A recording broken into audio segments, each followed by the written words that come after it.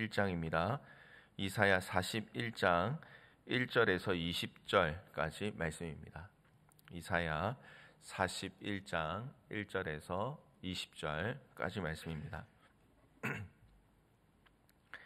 하나님의 말씀을 읽겠습니다.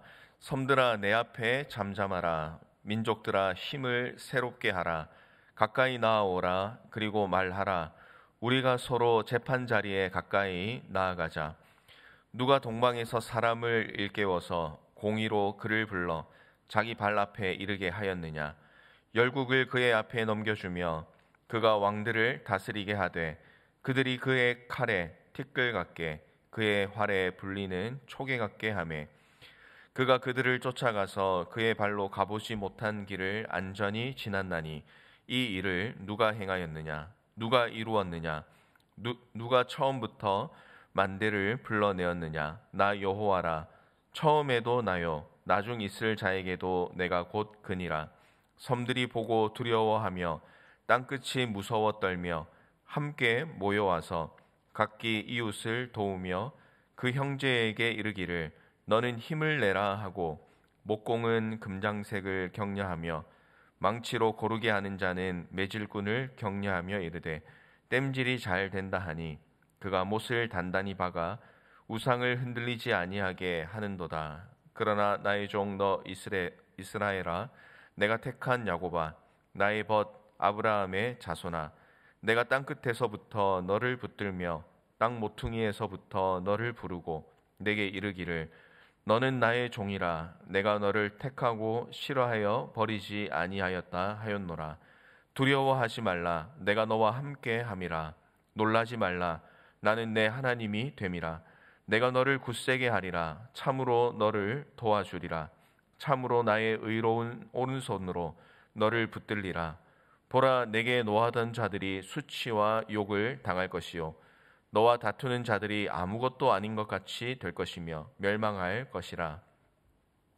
네가 찾아도 너와 싸우던 자들을 만나지 못할 것이요 너를 치는 자들은 아무것도 아닌 것 같고 허무한 것 같이 되리니 이는 나 여호와 너의 하나님이 내 오른손을 붙들고 내게 이르기를 두려워하지 말라. 내가 너를 도우리라 할 것임이니라. 버러지 같은 너 야곱아 너희 이스라엘 사람들아 두려워하지 말라. 나 여호와가 말하노니 내가 너를 도울 것이라. 내 구속자는 이스라엘의 거룩한 이인이라. 보라 내가 너를 이가 날카로운 새 타작기로 삼으리니 내가 산들을 쳐서 부스러기를 만들 것이며 작은 산들을 겨같이 만들 것이라. 내가 그들을 까부른즉 바람이 그들을 날리겠고 회오리 바람이 그들을 흩어버릴 것이로되 너는 여호와로 말미암아 즐거워하겠고 이스라엘의 거룩한 이로 말미암아 자랑하리라. 가련하고 가난한 자가 물을 구하되 물이 없어서 갈증으로 그들의 혀가 마를 때에 나 여호와가 그들에게 응답하겠고 나 이스라엘의 하나님이 그들을 버리지 아니할 것이라.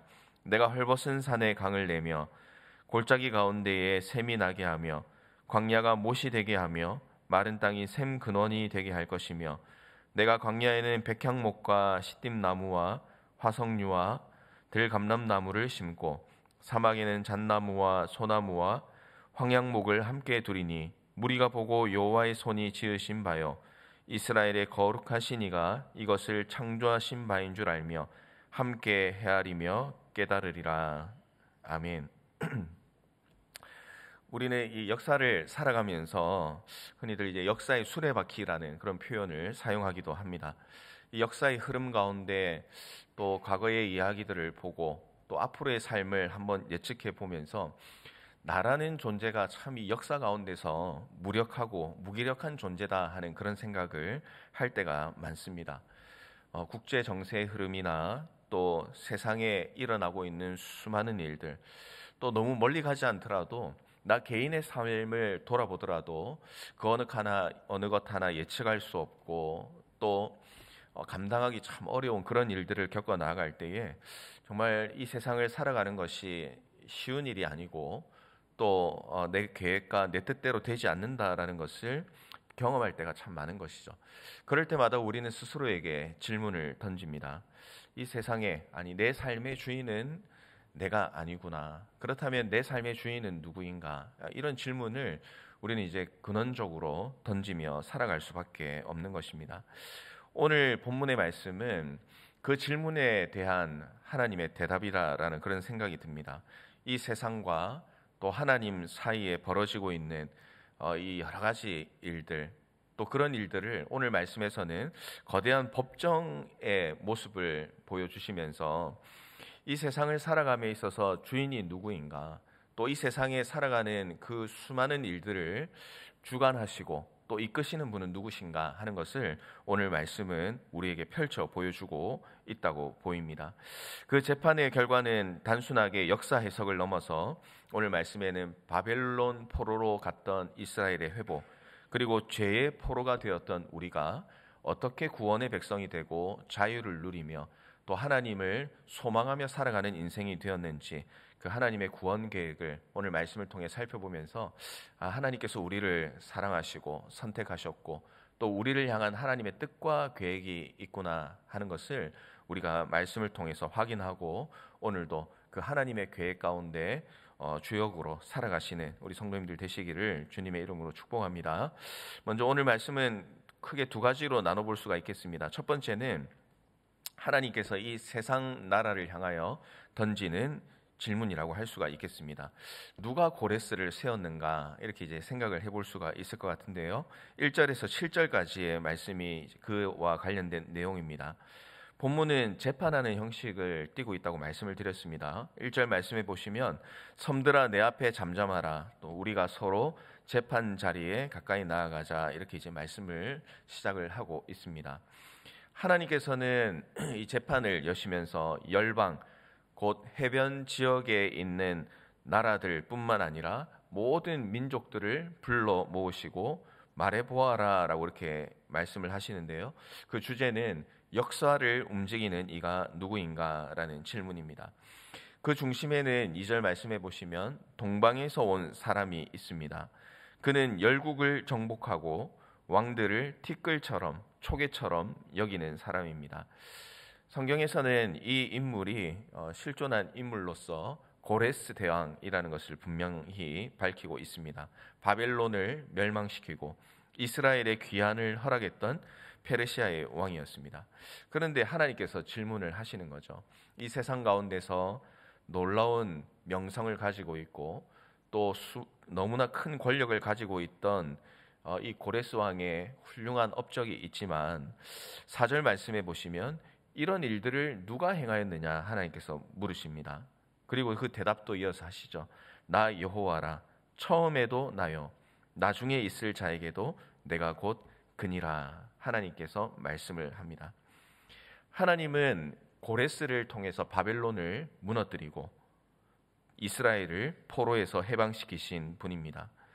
고레스가 일어난 것도, 강대국들이 무너진 것도, 그 모든 역사적 사건은 우연도 아니고 또 고레스라는 사람이 뛰어난 능력과 놀라운 열정으로 이런 일들을 이루어 간 것이 아니라 그 모든 일에는 하나님의 계획이 있었다라는 것을 하나님께서 정리해주고 계신 것입니다.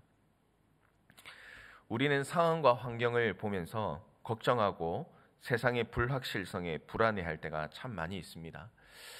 우리가 살아가면서 대적들을 만날 때가 있지 않습니까? 또 인간관계나 또 사람들과의 관계에서도 이런 사람들과 함께 살아가면서 너무나 힘들 때도 있고 어려움을 겪을 때도 있습니다. 또 개인의 일들을 계획하고 해나갈 때에 정말 그런 것들이 내 뜻과 계획대로 되지 않고 또 내가 원하지 않는 그런 결과를 맞이할 때 참 우리들은 가슴도 아프고 또 슬픔에 빠지고 낙심하며 살아갈 때가 참 많은 것이죠. 더군다나 내가 하나님의 자녀로서 정직하게 살고 또 하나님의 뜻에 순종하며 살아보려고 최선을 다하는데 나는 이 세상에서 별 볼 일 없는 존재처럼 느껴질 때가 있고 오히려 하나님과 무관한 삶을 살고 또 하나님과 대적하는 삶을 살아가는 사람이 오히려 이 세상에서 좋은 것을 누리고 또 이 세상에서 풍요로운 삶을 누리는 것을 볼 때에 참 하나님께서 살아계신가, 하나님이 정말 이 세상의 주관자가 맞으신가 하는 이제 그런 생각이 들 때가 있습니다. 또 요즘에는 이제 정치에 관한 그런 일들이 참 많으면서 각각 자신들이 지지하는 그런 정치인들도 있지 않습니까? 그런데 이제 자신들과 원하지 않는 그런 정치인들이 되었을 때 마음을 아파하고 그리고 이제 불편한 그런 마음을 가지고 살아가는 일도 종종 있습니다. 그런데 오늘 말씀을 바라볼 때에 오늘 본문은 분명히 말씀을 하고 있죠. 우리가 이 땅을 살아가면서 또 우리가 느끼는 감정과 또 우리가 느끼는 문제의식도 있고 또 불이익을 느끼고 있다는 그런 생각이 든다 할지라도 오늘 하나님께서 말씀하시는 기본적인 내용은 무엇이냐면 우리가 어떤 상황에 있든지 어떤 대적을 만나든지 어떤 불합리한 상황을 만나든지 그 모든 사람과 또 그 모든 상황의 주관자는 하나님이시다라고 우리에게 분명히 말씀을 하고 있습니다. 하나님께서 통치하신다면 우리의 눈으로 볼 때에는 불합리해 보이고 또 뭔가 문제가 발생한 것처럼 보이지만 하나님은 우리의 대적을 통해서도 또 우리 앞에 놓여진 문제를 통해서도 하나님께서는 역사하시고 주관하시고 또 우리 사랑하는 자녀들을 그 불합리한 상황 가운데서도 가장 좋은 길로 인도해 주신다는 그 믿음이 이 역사를 주관하시는 하나님이 나의 하나님이시기 때문에 오늘 우리가 믿음으로 고백하며 그 불합리한 상황에 낙심하며 살아가는 인생이 아니라 이 상황조차도 하나님의 뜻으로 인도해 가시는 그 놀라우신 하나님의 손길을 기억하고 믿으며 살아가는 것, 그것이 바로 하나님의 자녀로서의 삶이다라는 것을 오늘 말씀 우리에게 분명히 보여주고 있습니다. 혹시 오늘 우리의 삶 가운데 혼란스럽고 어려운 일들이 있습니까? 답답한 일들이 있습니까? 그렇다면 대적이었던 고레스를 통하여 이스라엘의 회복을 일으키신 하나님의 능력을 기억하고 오늘도 그 어려움과 또 힘든 상황 가운데서 나를 가장 좋은 길로 인도하실 하나님을 믿고 또 하나님을 신뢰하며 살아가십시오. 그러면 오늘 우리의 삶 가운데 어떤 상황에 있든지 우리와 함께 하시는 하나님으로 인하여 기쁨과 감사의 삶을 살아가게 될 줄로 믿습니다. 오늘도 그 하나님을 신뢰하고 의지하며 역사의 주관자이신 하나님만 보며 살아가시는 귀한 하루의 삶을 살아가시는 우리 모든 성도님들 되시기를 주님의 이름으로 축복합니다. 이제 오늘 말씀 후반부에 보시면은 이제 하나님께서 이스라엘에 관련된 내용을 계속해서 말씀하고 있습니다. 그 주된 내용은요, 왜 이스라엘이 용서를 받을 수 있었는가 하는 것으로 정리를 해볼 수가 있을 것 같습니다. 이스라엘은 끊임없이 범죄하고 반역한 자들입니다. 그들은 하나님이 보내신 선지자들을 죽이고 또 죽인 자들입니다. 다른 신들을 섬겼고 또 우상을 만들어서 절했습니다. 그래서 심판을 받았습니다. 또 예루살렘 성과 성전이 파괴되었습니다. 저 먼 바벨론의 포로로 끌려갔습니다. 자기들의 신이었던 여호와로부터 버림받은 사악한 민족이 이스라엘이었다라는 것을 사람들은 인정할 수밖에 없었습니다. 그런데 말씀은 저렇게 사악하고 문제가 있는 이스라엘 백성들을 하나님께서 친히 포로에서 풀어주시고 회복시켜 주셨다라는 것이 이것이 말이 되는 이야기이냐라는 이제 그런 질문인 것이죠. 그런데 놀라운 음성이 들리고 있습니다. 이제 8절과 또 10절의 말씀인데요. 그러나 나의 종 너 이스라엘아, 내가 택한 야곱아, 나의 벗 아브라함의 자손아, 두려워하지 말라. 내가 너와 함께함이라. 놀라지 말라. 나는 내 하나님이 됨이라. 내가 너를 굳세게 하리라. 참으로 너를 도와주리라. 참으로 나의 의로운 오른손으로 너를 붙들리라. 하나님께서 말씀을 하고 있습니다. 하나님께서 이스라엘의 변호사가 되어주시겠다는 그런 뜻입니다. 이스라엘은 이 법정에서 나아갔을 때 이 법적인 논리에서 소송에서 이길 수가 없습니다. 바벨론에서 왜 아무런 조건 없이 풀려나는지 대답할 수가 없습니다. 그런데 이스라엘에게는 뛰어난 변호사가 계시고 또 그분이 이스라엘을 도와서 이 소송에서 변론을 해주고 계신 것이죠.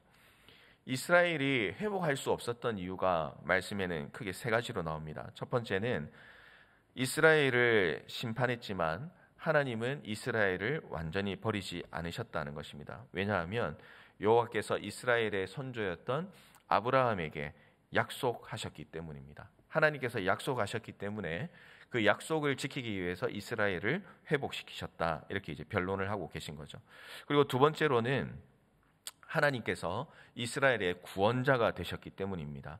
이스라엘을 여호와의 종으로 삼으시기 위해서 죄 없고 의로운 여호와의 종 예수 그리스도를 또 이 땅에 보내어 주시는 그런 일들이 일어나게 된 것이죠.